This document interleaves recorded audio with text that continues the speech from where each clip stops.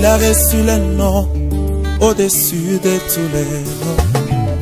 Il a reçu le nom au-dessus de tous les noms. Tout genou fléchira lorsqu'on parlera de notre nom.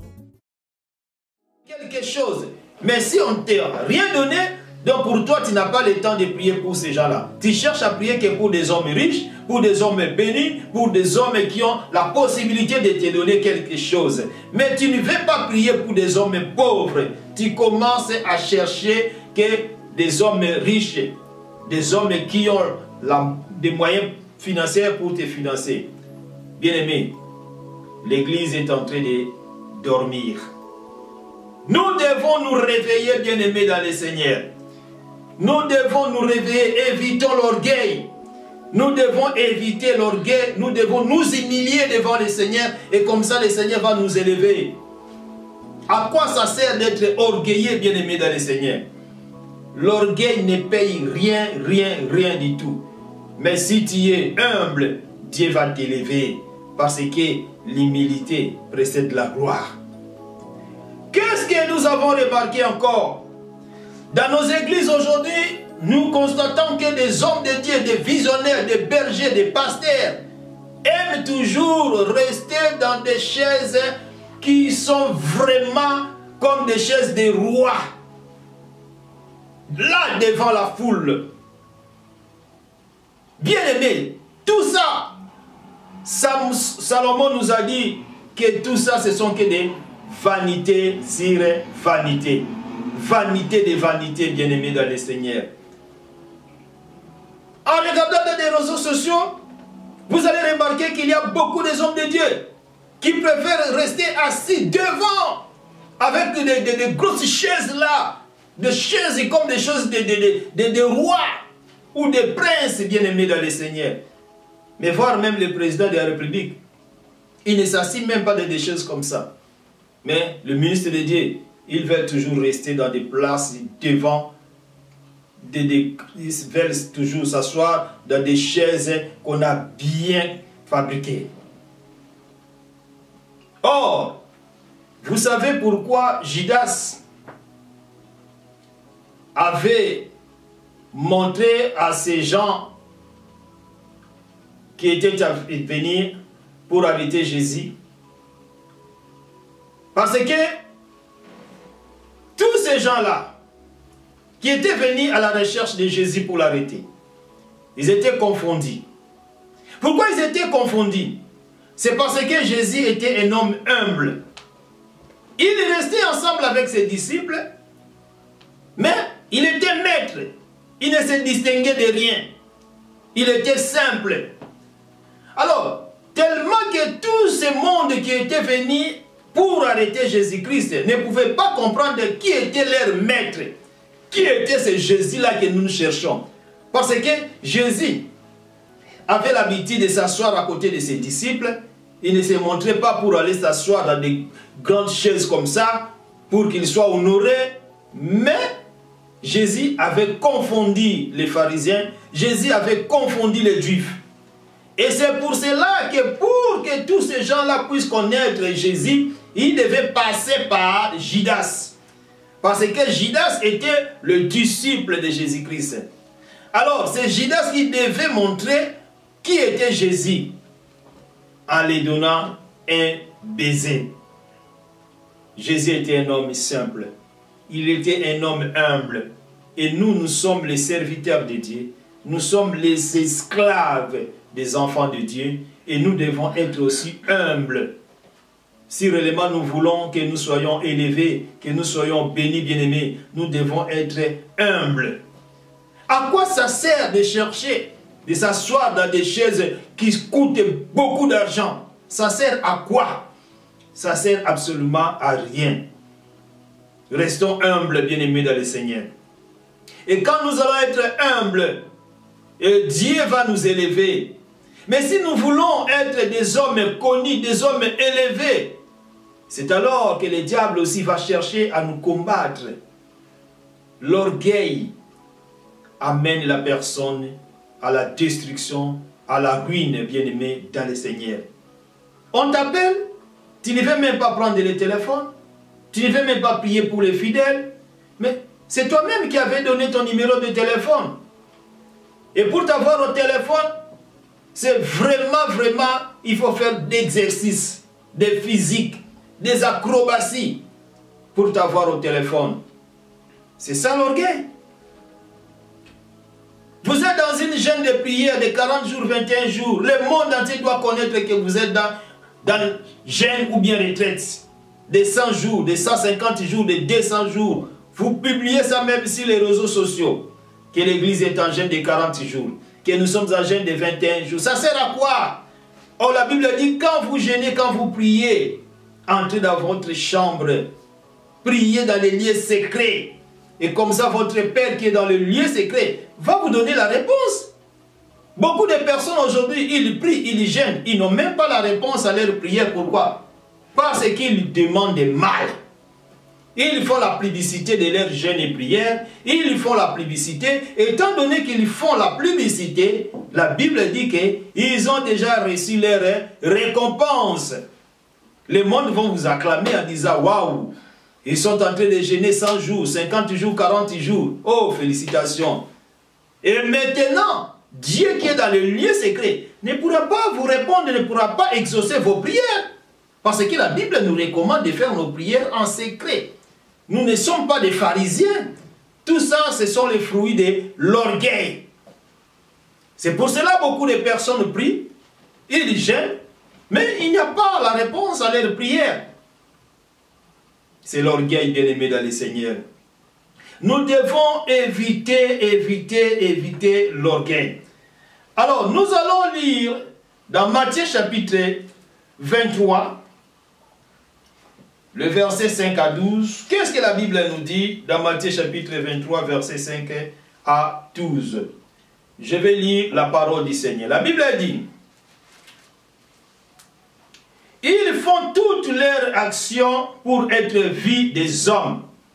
Ainsi, ils portent de larges phylactères et ils ont de longues flèches à leurs vêtements. Ils aiment la première place dans les festins et le premier siège dans les synagogues. Ils aiment à être salués dans les places publiques et à être appelés par les hommes rabbi, rabbi. Mais vous, ne vous faites pas appeler rabbi, car un seul est votre maître, et vous êtes tous frères. Et n'appelez personne sur la terre votre père, car un seul est votre père, celui qui est dans le ciel. Ne vous faites pas appeler directeur, car un seul est votre directeur, le Christ. Le plus grand parmi vous sera votre serviteur. Quiconque s'élèvera sera abaissé, et quiconque s'abaissera sera élevé. Bien-aimé, c'est la parole de Dieu. Ici, c'est Jésus-Christ, c'est lui-même qui nous dit. Il dit clairement que tous ces gens-là, les pharisiens, les scribes, qu'est-ce qu'ils font?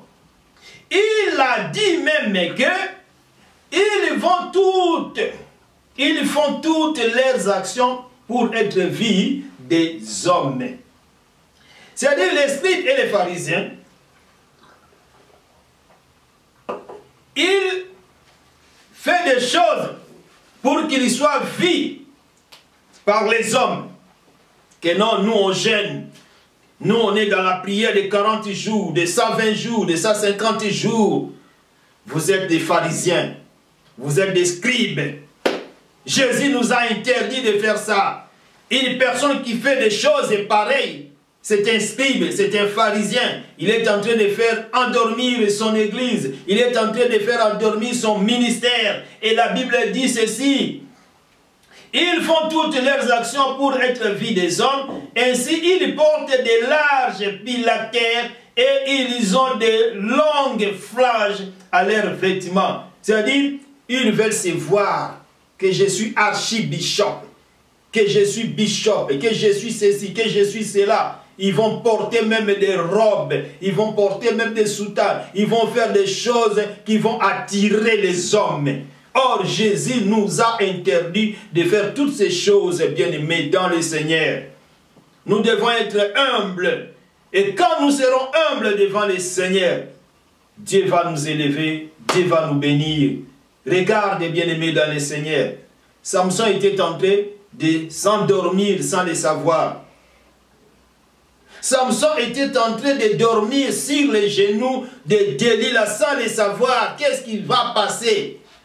Et petit à petit, tout doucement, nous avons commencé à remarquer que nos églises d'aujourd'hui ont commencé à imiter les choses qu'on disait avant, que ce sont des églises de Pévalongo, que ce sont des églises catholiques qui font ceci ou cela, et nous, des églises de réveil, on commence aussi à faire cela. Nous donnons de l'eau à l'église, nous vendons de l'eau, nous vendons de l'huile, nous utilisons même du sel, nanana, mais oh, ce sont des choses qu'on était contre. Mais là, aujourd'hui, nous-mêmes, nous sommes entrés dans cette doctrine-là. Nous sommes en train de commencer à faire toutes ces choses-là. Il y a d'autres églises même qui vendent de l'eau. Bien aimé, je ne sais pas, peut-être que vous avez vos raisons. Vous avez peut-être des versets bibliques et que vous pouvez vous défendre, c'est bien. C'est bien. Mais ce sont des choses qu'avant, quand nous avons accepté Jésus comme Seigneur et Sauveur de nos vies, on était contre de tout ça. Et dans nos églises, on ne voyait même pas qu'on jetait de l'eau dans l'église, qu'on vendait de l'eau dans l'église, on donnait des gens de l'eau. Non. Pourquoi? Parce qu'on disait que ce sont des doctrines des démons. Mais maintenant, aujourd'hui, nous-mêmes, nous commençons à faire ça. Où est la différence? Je me rappelle, j'avais suivi le message d'un homme de Dieu. Et cet homme de Dieu, qu'est-ce qu'il disait? Il a donné un témoignage en disant que il y avait un diacre d'une église. Et le diacre de cette église avait souvent l'habitude de critiquer son pasteur. Quand son pasteur priait pour les gens, il y avait des gens qui tombaient par terre. Lui, il disait que non, ça c'est de la magie, ça c'est démoniaque, ça c'est diabolique. Alors un jour, cet homme de Dieu et ce diacre avaient voyagé. Il était allé dans une province. Arrivé là-bas, il a commencé à prêcher la parole de Dieu, à prêcher. Et les gens venaient avec leurs problèmes. Et le diacre priait pour tous ces gens-là. Et pendant qu'il priait pour ces gens qui avaient des problèmes spirituels, les gens tombaient par terre. Après un certain moment, il a appelé sa femme pour dire à sa femme, ma femme, je ne comprends plus rien. Je commence à prier pour les gens ici, je vois les gens tomber par terre. Mais ça commence à m'admirer, ça commence à m'étonner, je ne comprends plus rien. Et sa femme lui dira ceci. Toi, tu étais contre le pasteur, quand le pasteur priait et les gens tombaient par terre, tu disais que non, c'est de la magie.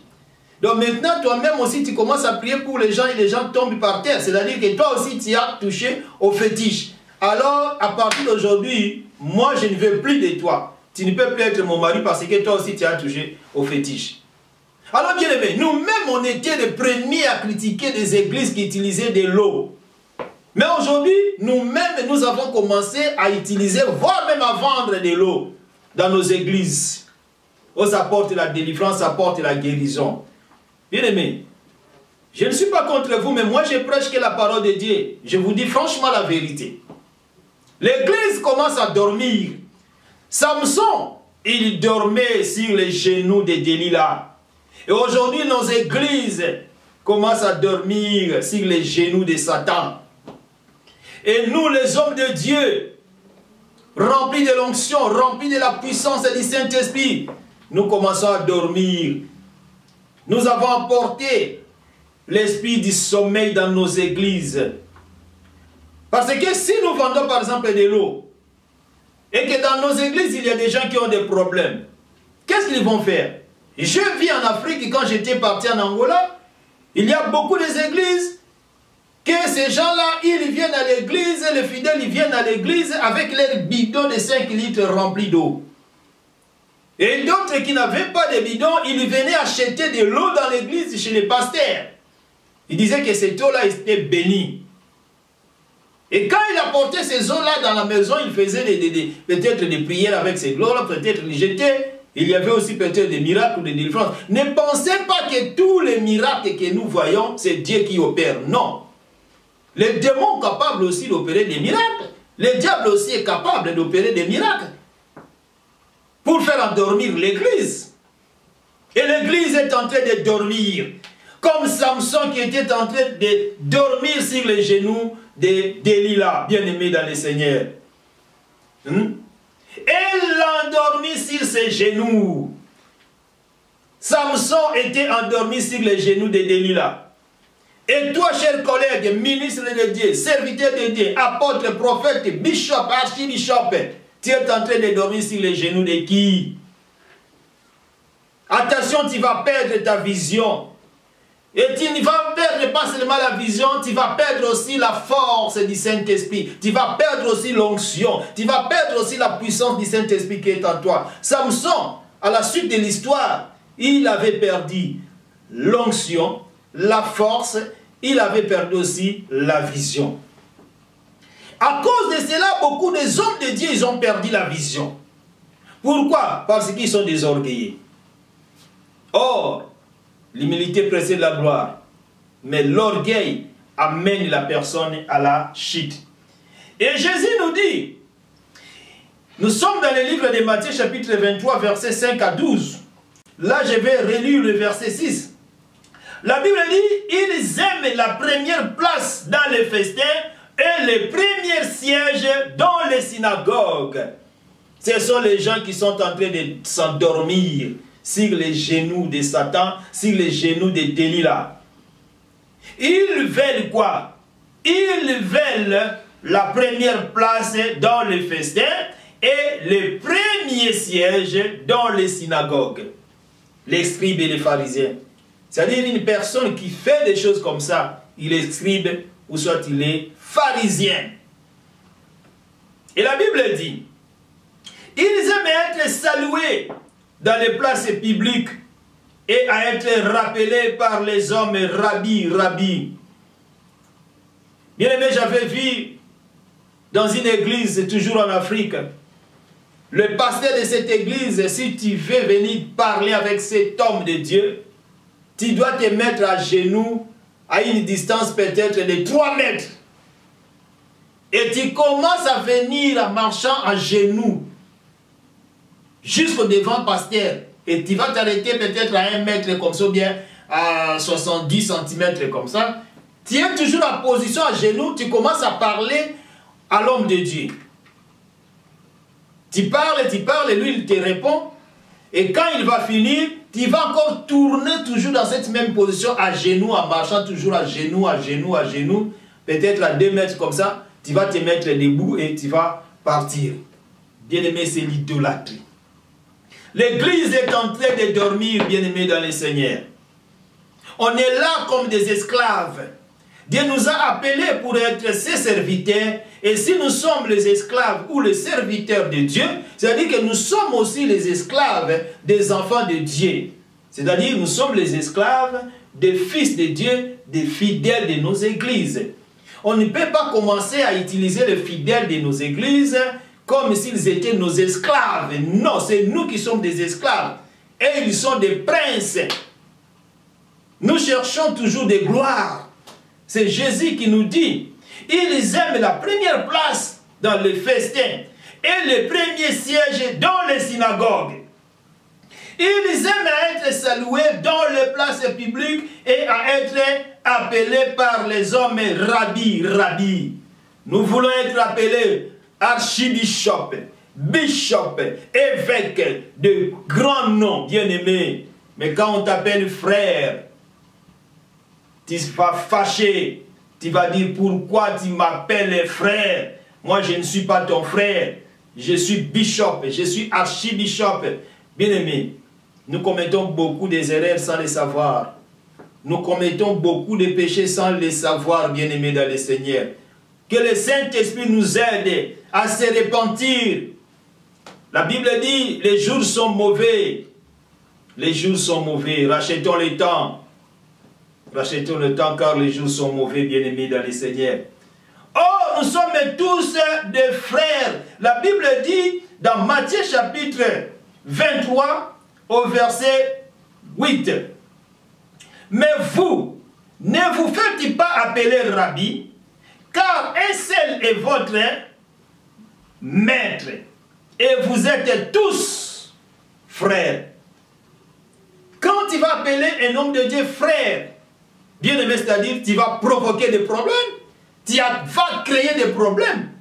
Il va fâcher contre toi en disant, mais toi tu m'appelles frère. Est-ce que moi je suis ton frère? Je ne suis pas ton frère, je suis archibishop, je suis bishop, je suis pasteur, je suis ceci, cela. Bien aimé, tout ça ce sont que des titres, je peux dire. On commence même à voir des grades dans le ministère. Dans le ministère, on commence même à voir des généraux, bien aimés. Il y a même des généraux dans le ministère. Or, dans la Bible, quand nous lisons la Bible, bien aimés, il n'y a pas des généraux qui sont des ministres de Dieu. Dans la Bible, on nous a donné que 5 ministères. Nous avons des apôtres, nous avons des prophètes, nous avons des évangélistes, nous avons des pasteurs et nous avons des docteurs. Mais d'où viennent ces ministères des généraux? Bien aimé, l'Église commence à s'endormir. L'Église commence à s'endormir tout doucement, tout doucement. Et je suis venu avec ce message pour faire réveiller l'Église du Seigneur bien-aimé. Nous devons faire réveiller l'Église du Seigneur. Parce que si l'Église du Seigneur n'est pas réveillée bien-aimé, oh, Jésus va nous surprendre. Car il nous a dit qu'il viendra comme un voleur. Et personne ne saura ni le jour, ni l'heure.